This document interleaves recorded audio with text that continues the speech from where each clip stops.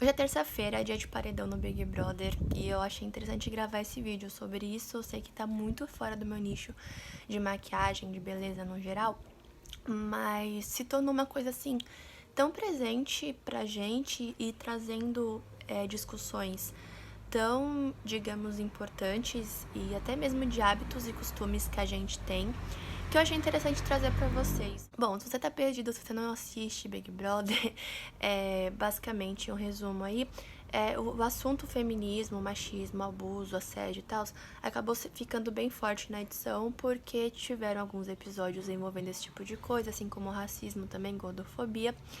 E acabou que o programa, que era pra ser um entretenimento, só uma coisa assim pra você, sabe, tipo, assistir, principalmente agora na quarentena, pra você, né, ficar um pouco mais de boa, sabe, com o assunto, se distrair mais, o programa acabou virando algo com essas pautas bem presentes. Algo que tá rolando muito no momento, e que eu posso falar isso porque tá muito quente agora, são as brigas aí entre o que é machismo, o que é feminismo, o que é racismo, a pessoa que representa isso, a pessoa que não representa isso.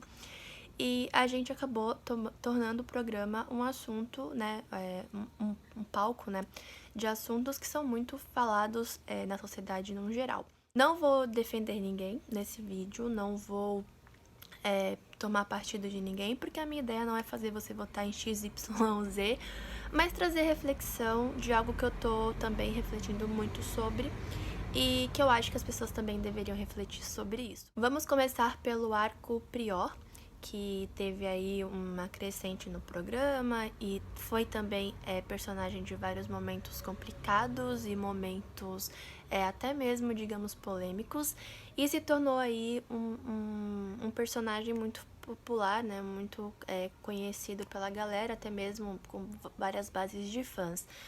Quando a gente traz ele pro nosso individual, é muito normal você se identificar ou identificar alguém que você conhece e que é muito parecido com ele em jeito, em pensamentos. Não posso falar muito sobre masculinidade tóxica aqui, porque, né, sou mulher, mas eu entendo o comportamento dele como um reflexo do meio em que ele vive e que acaba inserindo pensamentos na cabeça dele, comentários e tipo de coisa assim, que normais, não normais no sentido de tá ok fazer, pensar isso, mas que existem na cabeça porque a sociedade impõe, ou a sociedade força esse tipo de pensamento, a sociedade, sabe, confirma que você deveria pensar assim, até mesmo incentiva você pensar assim.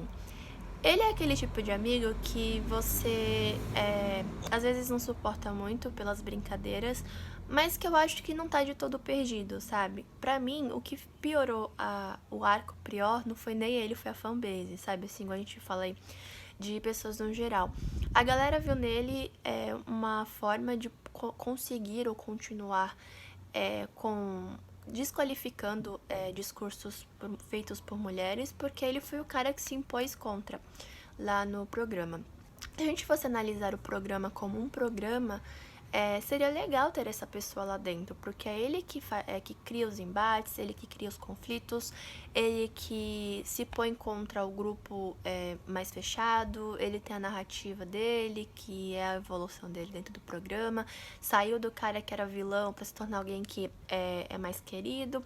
É um arco interessante quando você pensa em programa, em Big Brother, porque é o que as pessoas querem ver, querem acompanhar, é o que as pessoas querem de entretenimento. Quando a gente traz isso pro nicho, pro assunto feminismo, machismo, esse tipo de coisa, a gente entende como que a presença dele ali é algo que incomoda, porque a gente não quer ver pessoas que pensam de certas formas e reproduzem certos discursos sendo idolatrados e sendo, assim, aturados, né, até mesmo, por uma desculpa de diversão ou até mesmo escondendo o próprio machismo das pessoas e, sabe, colocando em cima dele como se fosse só entretenimento.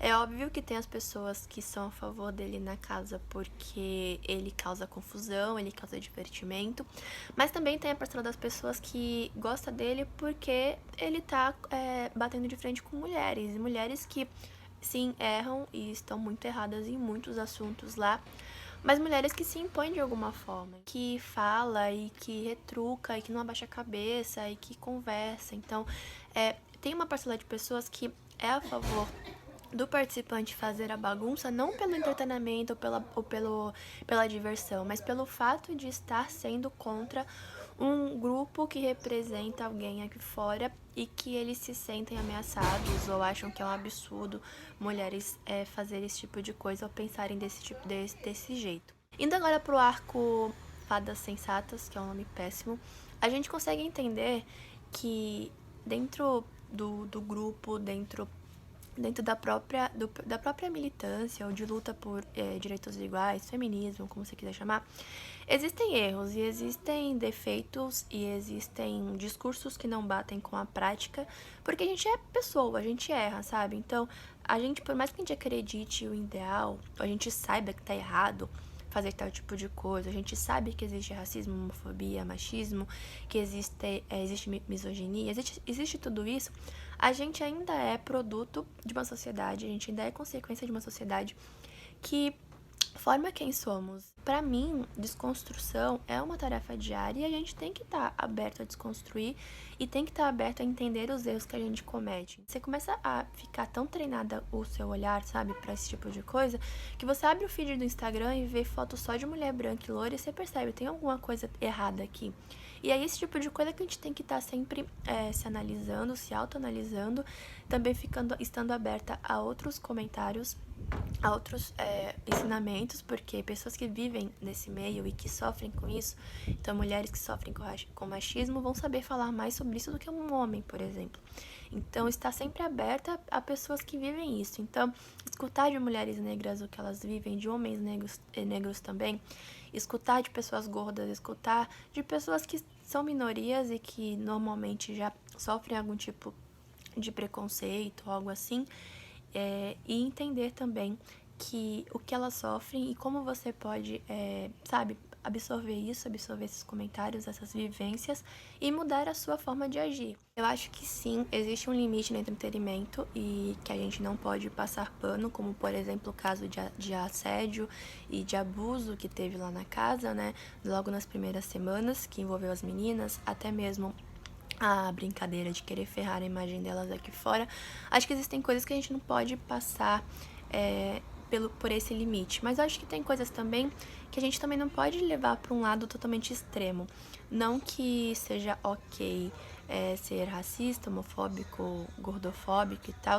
E agora eu vou trazer para a parte do machismo, porque é onde eu tenho local de fala. E eu não vou falar pelas pessoas negras a parte de racismo, porque não me condiz. E aí, se você quiser comentar sobre isso, se você entender melhor sobre isso e quiser deixar complemento nos comentários, super aceito, porque eu gosto também de ouvir outros lados da história. Então, voltando, não acho que o Babu, por exemplo, seja um cara 100% machista, só porque ele falou lá do negócio do cardápio das mulheres, ou que pensamentos que ele falou que a mulher estava pedindo por estar com uma roupa, por estar bebendo, alguma coisa nesse sentido.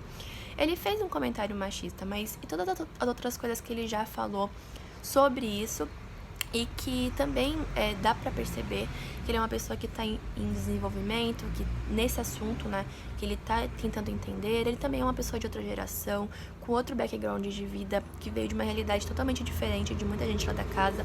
Então, algumas pessoas têm dificuldade mesmo maior, têm, digamos, mais barreiras do que outras para entender certos assuntos. Então, talvez para mim, que sou mulher que vive a vida inteira escutando e até mesmo reproduzindo coisas bem erradas, para mim é muito mais fácil entender o perigo e como que o machismo afeta do que pro Babu, por exemplo, que é um homem, sabe? Então acho que a gente tem sim que fazer críticas, mas também entender até onde esse limite vai. Acho que também a gente tem que entender que ninguém é dono da razão. E acho que foi isso que ficou muito forte na casa, né? Que o grupo, né, lá, o maior grupo se colocou como entendedor do bem e do mal e que eles estão certos e o resto errado, sendo que não é assim. Eu entendo até um ponto o afastamento e a exclusão do Prior, por exemplo, porque eu acho que quando a gente traz isso pro nosso lado pessoal, a gente consegue entender até que ponto a gente tem um limite para aguentar uma pessoa que não aceita mudar, ou que não aceita ouvir que tá errado, ou até mesmo que faz alguns comentários que não nos fazem bem. E acho que se isso afeta a sua saúde mental, se isso afeta a sua convivência, você tem sim que se afastar de pessoas que não te fazem bem, e eu entendo por esse lado, mas não entendo a exclusão total de um cara que talvez consiga aprender, porque todo mundo pode aprender. Também não acho que a gente tem que se colocar como entendedora de tudo que foi o que aconteceu na casa, mas também entender quais são nossos limites e quais são nossos defeitos e também ser autocrítica com o que a gente faz. Então, se alguém apontou alguma coisa que você errou, tenta entender por que você errou e melhorar aquilo, sabe? Porque se a gente for cancelar todo mundo, não vai sobrar ninguém, gente. É sério, sobra ninguém. E eu acho que o Big Brother também mostrou que até essa ação de cancelamento, esse hábito de cancelamento não leva ninguém a lugar nenhum, porque eu acho que você mais afasta do que você faz a pessoa pensar. Ela vai criar uma raiva, um ódio sobre aquilo, e aí que ela não vai querer mesmo desconstruir, não vai querer mesmo entender aquilo. É como eu falei, existem limites, tá? Não quer dizer que você tem que assistir alguma coisa, tipo, totalmente errada ou com pautas que te fazem mal, mas eu acho que também cancelar 100% pessoas e coisas não nos leva a lugar nenhum. Acho que conversa é importante e você mostrar a importância da conversa para essas pessoas também é muito, muito importante. E tentar também ir abrindo aos poucos a cabeça delas, até onde o seu limite permitir. E é sobre isso que eu queria falar com vocês hoje. Foi um vídeo bem bate-papo, bem descontraído, digamos assim, se é que eu posso falar dessa forma, e até mesmo para te fazer pensar. Eu acho que talvez essa mensagem não chegue para as pessoas que deveria chegar e para as pessoas que estão fazendo esse tipo de coisa, mas se você conhece alguém que tá meio extremo assim e que tá concordando com certas coisas, acho interessante você mandar esse vídeo para ela, até para ela pensar um pouco e também abrir a cabeça sobre esse assunto. No final, é só um programa de entretenimento pra gente se divertir. A gente tem que também não relevar no ponto de esquecer o que aconteceu, mas também entender que algumas coisas são mais consequências da forma que a gente é criado, da forma que a gente escuta todos os dias, do que mesmo um pensamento realmente problemático. É uma frase problemática, assim, uma atitude problemática, mas eu acho que existem níveis que a gente também tem que ter esses níveis com a gente, pra gente também aprender com eles e também conseguir ajudar a pessoa com base naquele nível, sabe? Tô vendo muitas pessoas levando pro extremo um comentário e juntando nomes de pessoas complicadas ou de organizações complicadas, grupos complicados, as pessoas do Big Brother, e eu acho que isso não é saudável pra ninguém. Eu tava aqui editando o vídeo e eu percebi que um comentário meu ficou um pouco ambíguo.